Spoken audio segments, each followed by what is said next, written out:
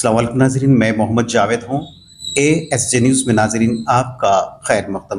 नाज़रीन आज के खबर के पेश करदा है AK builders and developers Chandrayangutta Hyderabad. पेश है आज की अहम खबर।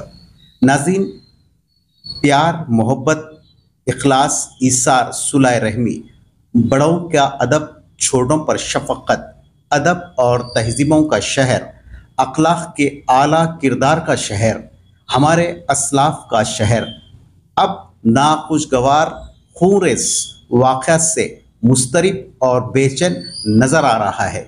यहाँ की आबो हवा में एक बेचैनी सी महसूस हो रही है। बहरहाल नौजवानों की बेराह रवी और बेरहमाना अखलाकी पस्ती पर शहरियान हैदराबाद तशवीश का इजहार भी कर रहे हैं। गैर कानूनी सरगर्मियों पर मुतालिका पुलिस अमले को भी जवाबदेह बनाने की ज़रूरत पर जोर देते हुए हालिया वाक़यात को इंटेलिजेंस की नाकामी करार देते हुए इंटेलिजेंस महकमे को मज़ीद ताकतवर और मुस्तहकम बनाने की ज़रूरत पर जोर देते हुए और आगे मज़ीद उन्होंने ये भी कहा कि मौजूदा सूरत हाल में मजहबी रहनुमा, सियासी कायदीन, दूसरे जो NGOs है और पुलिस हरकत में आने की बेहद ज़रूरत है। इस सिलसिले में जनाब शुजात अली IIS ने साबिका डायरेक्टर दूरदर्शन ने ASJ न्यूज़ से ख़ास मुलाकात करते हुए अपने इन ख्यालात का इजहार किया। पेश है उनकी तमाम मुलाकात के इक़्तिबासात। साहब, जो पुराने शहर के मौजूदा सूरत हाल है और ख़ासतौर पर लॉ एंड ऑर्डर की जो सूरत हाल है, अब इसकी जिम्मेदारी किसकी है? इस पे काबू कैसे पाया जा सकता है? देखिए, सबसे जो बड़ा मसला है वो ये है कि घर वाले अपनी जिम्मेदारी से दूर भाग रहे हैं। घर वाले का मतलब मेरा ये है कि माँ बाप, अगर माँ बाप एक्टिव हों और वो देख रहे हैं कि उनके बच्चों का मूवमेंट किस तरह का है, कब कौन सा बच्चा कहाँ जा रहा है, कब घर को आ रहा है, बेटी कब जा रही है, बेटी कब आ रही है, इस पर अगर निगाह वो लोग रखते हैं तो यकीन जानिए कि पुलिस नाम की चिड़िया की कोई ज़रूरत नहीं पड़ेगी हमको। और ये जो आजकल जो बेराहरवी का जो मामला है उसकी वजह ये है कि हमने टोटल कंट्रोल जो है बच्चों पर से छोड़ दिया है। उनको बिल्कुल क्या कहते हैं, बेलगाम के घोड़ों की तरह उनको छोड़ दिया है, जिसकी वजह से आए दिन मुख्तलिफ वाक़यात पेश आ रहे हैं। हुकूमत की जिम्मेदारी इस तरह बनती है कि हुकूमत को चाहिए कि वो शराब खानों को बंद करे, ख़ास तौर पर गुंजान आबादी के जो इलाके हैं जहाँ पर शराब की दुकानें हैं। क़ानून है कि मंदिर के पास शराब खाना नहीं होना चाहिए, क़ानून है कि मस्जिद के पास शराब खाना नहीं होना चाहिए, क़ानून है कि गिरजा के पास शराब खाना नहीं होना चाहिए, क़ानून है कि स्कूलों के आसपास में शराब खाना नहीं होना चाहिए। लेकिन आप देखिए, हैदराबाद के किसी भी इलाके में आप जाइए, आपको हर तरफ शराब खाने मिलेंगे। बाजू मस्जिद है, वहाँ शराब खाना है। अरे हद तो ये हो गई है कि पुराना शहर हम बार बार कहते हैं, तो वो एक ख़ास मरकज़ की हैसियत उसको हासिल है, यानी कि वहाँ पर मुसलमानों की अक्सरियत है। तो मुसलमानों की अक्सरियत के इलाके में भी मस्जिदों के पास और आपके ख़ास तौर पर दीनी मदरसों के आसपास में भी शराब खाने हैं। अगर हुकूमत के पास दम है कि वो ये चाहती है कि हमारा समाज साफ़ सुथरा रहे, तो आप शराब खानों को बंद करें। ये नहीं हो सकता। इसलिए नहीं हो सकता कि हुकूमतों को सबसे ज़्यादा जो आमदनी मिलती है वो शराब से बिकने वाले टैक्सों से मिलती है। शराब के जो टैक्स हैं वो सबसे ज़्यादा हैं और वही टैक्स जो है सरकारी ख़जाने में जाते हैं। उन्हीं टैक्सों से सड़कें बनती हैं, उन्हीं टैक्सों से पानी आता है पीने का। बहरहाल बोलने का मतलब ये है कि ये बहुत बड़ा टैक्स देने वाला महकमा है एक्साइज का। तो क्या सरकार इस महकमे को कमज़ोर करते हुए दूसरे तरीके से टैक्स ले सकती है? तो बेहतर है, क्योंकि शराब की वजह से ही बेशुमार वाक़यात हो रहे हैं। और दूसरी बात जो है, गुटखा आपने बैन किया है, लेकिन गुटखा धड़ल्ले से बिकता है।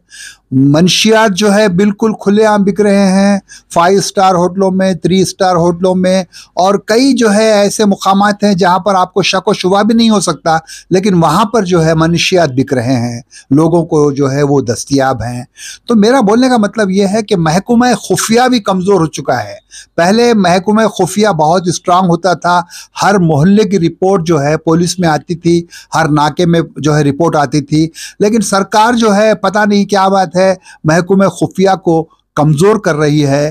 पहले एक एहसास होता था कि भाई देखो कोई आसपास में कोई इंटेलिजेंस का आदमी तो नहीं है, वो चीज़ जो पहले होती थी और जिसकी वजह से जो है बहुत सारे क्राइम होने से पहले ही ख़त्म हो जाते थे। अब जो है हमारे पास क्या है, सीआईडी है।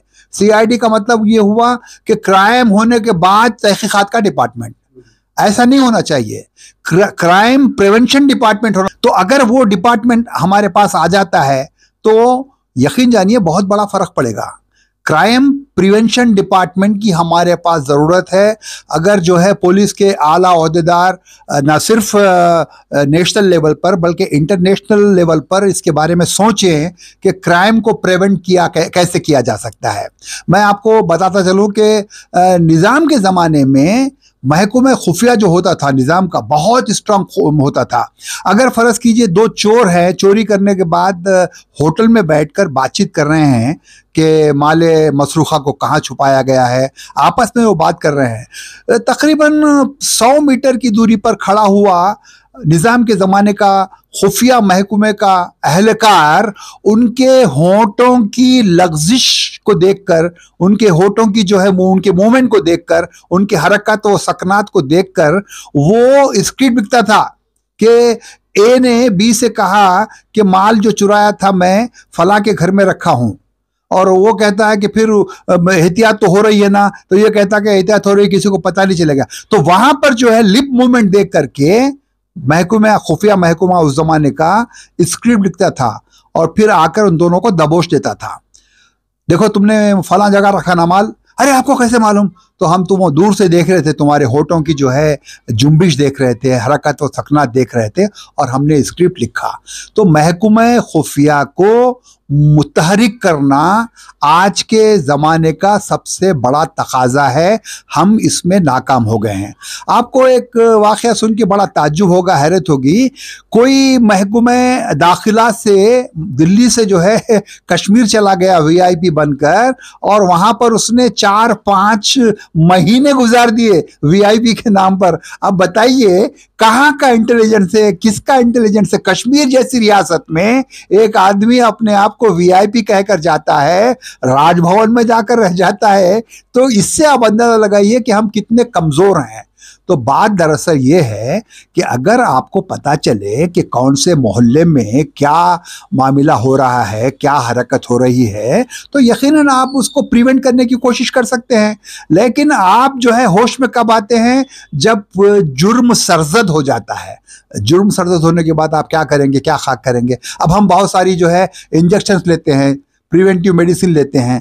तो इस तरह से प्रिवेंटिव एक्शंस की ज़रूरत है ताकि समाज को बेराह रवी से बचाया जा सके। सब एक जो पिछले हफ्ते में जिस किस्म से खूनरेज़ी की जो वाक़यात रूनुमा हुए, मैं आपसे ये पूछना चाह रहा हूँ कि जिस इलाके में यानी जीएसपीएस लिमिट का जो रहता है, पुलिस स्टेशन का जो लिमिट होता है, उसमें अगर कोई केस होता है तो इसके लिए जवाबदारी वहाँ के जो जिम्मेदार पुलिस ओहदेदारों को जवाबदेह बनाना चाहिए या नहीं बनाना? यकीनन बनाना चाहिए। पुलिस का महकमा किस लिए है? पहले पुलिस का महकमा सिर्फ जो है उम्रा और जागीरदारों के तहफ़्फ़ुज़ के लिए होता था। आज पुलिस का महकमा हर शोबे के लिए ज़रूरी है। पासपोर्ट लेना है तो पुलिस ज़रूरी है, क्राइम हो जाता है तो उससे बचने के लिए पुलिस ज़रूरी है, किसी के घर में सांप भी आ जाता है तो लोग पुलिस को जो है फ़ोन करते हैं। तो मेरा अर्ज़ करना ये है कि पुलिस का महकमा बहुत अहम है, उस पर बहुत जिम्मेदारी है, तो उनकी ही जवाबदारी होगी, क्योंकि वो अपने मोहल्ले में चल रही सरगर्मियों से वाकिफ नहीं थे, इसीलिए वो हादसा हुआ। सरगर्मियों से वाकिफ होना उनका फर्ज है और उनकी जरूरत भी है। सब पुराने शहर पे जो है अमन और ऐसे आइंदा कोई नाखुशगवार वाक़यात फिर दोबारा रोनुमा ना हो, इसके लिए जिम्मेदारी समाज, सोसाइटी, आइम्मा किसके ऊपर जिम्मेदारी है? माँ बाप की है या पड़ोसियों की है या आइम्मा की है? क्या कोशिश करनी है? सबसे बड़ी जिम्मेदारी मैंने अपने शुरू में जो कलमात मैंने अदा किए थे उसमें मैंने सबसे ज़्यादा जिम्मेदारी जो है पेरेंट्स पर ही डाली है। पेरेंट्स अगर होशियार हों, खबरदार हों तो कोई वाक़या नहीं होता। लेकिन जब इज्तिमाई बात करते हैं आप तो इसकी जिम्मेदारी हमारे आइमा पर आती है, हमारे उल्मा पे आती है, हमारे रिफॉर्मर्स जो हैं उन पर आती है, और सबसे ज़्यादा जो जिम्मेदारी आती है वो महकमा इत्तलात पर आती है। महकमा इत्तलात का फ़र्ज़ है कि वो शहर में जो होर्डिंग्स लगे हुए हैं उसको समाजी बेहतरी के लिए इस्तेमाल करें, कुछ दिनों के लिए उसको कमर्शियल एक्टिविटीज़ में ना दें। जैसे बल्दिया के बहुत सारे होर्डिंग्स होते हैं, उसमें आप जो है गुटखा खाने वालों की मौत जो है 15 साल में हो जाती है, आप उस पर लगाइए, पोस्टर लगाइए कि तुम 15 साल के बाद साबिक शहरी हो जाओगे, तुम मरहूम हो जाओगे। हाँ, हम गुटखा खाने वाली को बेटी नहीं देंगे क्योंकि वो 15 साल के अंदर बेवा हो जाती है। इस तरह की बातें कीजिए, उनका ज़मीर झंझोड़िए, तो यकीनन जो है उसका असर होगा। और कहते हैं ना कि बस्ती बसना खेल नहीं है, बसते बसते बस्ती है। साहब, ये खासतौर पे जो है मसाजिद के अंदर कोई ऐसे प्रोग्राम शऊर बेदारी के लिए जो ऐसे जराइम से बचाने के लिए या माँ बाप के हुस्न सुलूक के लिए प्रोग्राम्स करना चाहिए, जैसा कि नवाब साहब कुंटे में प्रोग्राम्स है इतवार के रोज, इसके ताल्लुक से आप क्या? आप मस्जिद उमर की बात कर रहे हैं? हाँ, यकीनन इस तरह का काम जो है ना सिर्फ मस्जिदों से होना चाहिए बल्कि मंदिरों से भी होना चाहिए, गुरुद्वारों से भी होना चाहिए और गिरजाओं से भी होना चाहिए। अगर हम जो है हाँ से हिंदू माँ से मुसलमान एकजुट हो जाते हैं तो बुराइयों का खातिमा नागुज़ीर है, यकीनन बुराइयों का खातिमा हो सकता है। ASJ न्यूज़ से बात करने के लिए बहुत बहुत शुक्रिया। आपका भी बहुत बहुत शुक्रिया कि आपने मुझे इस काबिल समझा। Thank you. जय हिंद।